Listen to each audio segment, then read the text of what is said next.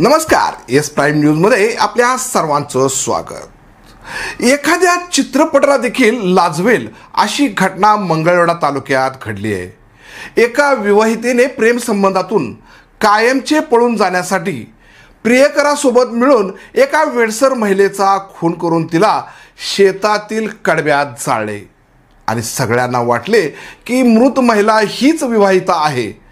पण मंगळवेढा पोलिसांच्या सतर्कतेने आणि कौशल्यपूर्ण तपासामुळे खरा प्रकार उघडकीस आलाय।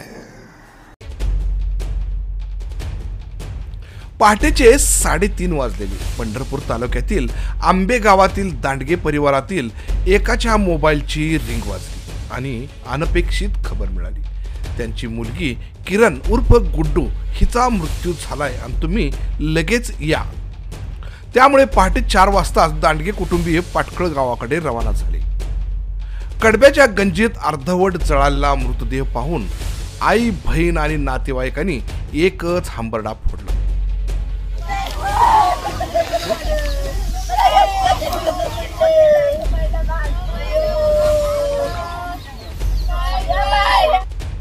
याच वेळी पोलिसांनी किरण उर्फ गुड्डू हिचा नवरा नागेश सावत याच्यासह संपूर्ण कुटुंबाला ताब्यात घेतले।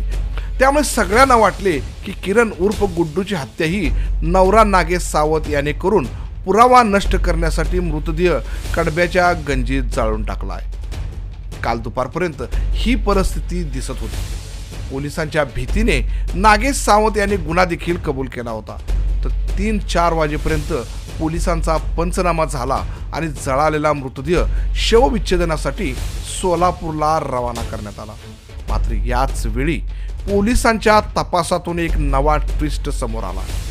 मंगळवेढ्याचे कर्तव्यदक्ष PSI नागेश बनकर यांनी वरिष्ठ पोलीस निरीक्षक दत्तात्रय गिड्डे आणि उपविभागीय पोलीस अधिकारी विक्रांत गायकवाड यांच्या मार्गदर्शनाने खोलवर जाऊन तपास सुरू केला, ज्यामध्ये कायद्यासोबत सामाजिक बांधिलकी जपण्यासाठी एखाद्या गुन्हेगाराला शिक्षेपर्यंत नेण्यापेक्षा एखाद्या निरपराधाला वाचवण्यासाठी PSI बनकर यांनी नवरा नागेश सावंत याला विश्वासात घेऊन चौकशी केली असता त्याने हा खून मी केलाच नसल्याचं सांगितलं।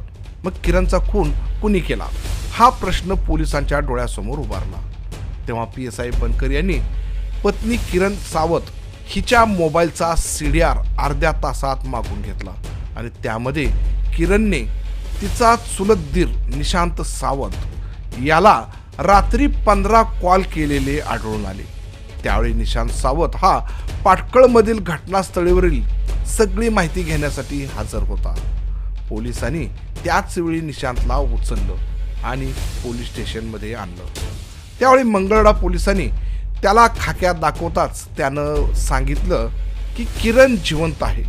हे शब्द ऐकताच पोलिसांच्या नव्हे तर संपूर्ण नातेवाईकांच्या डोक्यात मुंग्या घुसल्या।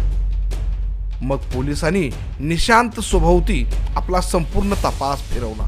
निशांत हा नात्याने किरणचा चुलत दीर लागतो, तर तो जवळच्याच वस्तीवर राहतोय। तो कराड येथे काम करत होता, मात्र मागील काही दिवसामध्ये तो पाटखळमध्येच येऊन राहिला आहे। मात्र याच दरम्यान किरण आणि निशांत यांच्यामध्ये प्रेम संबंध निर्माण झाले।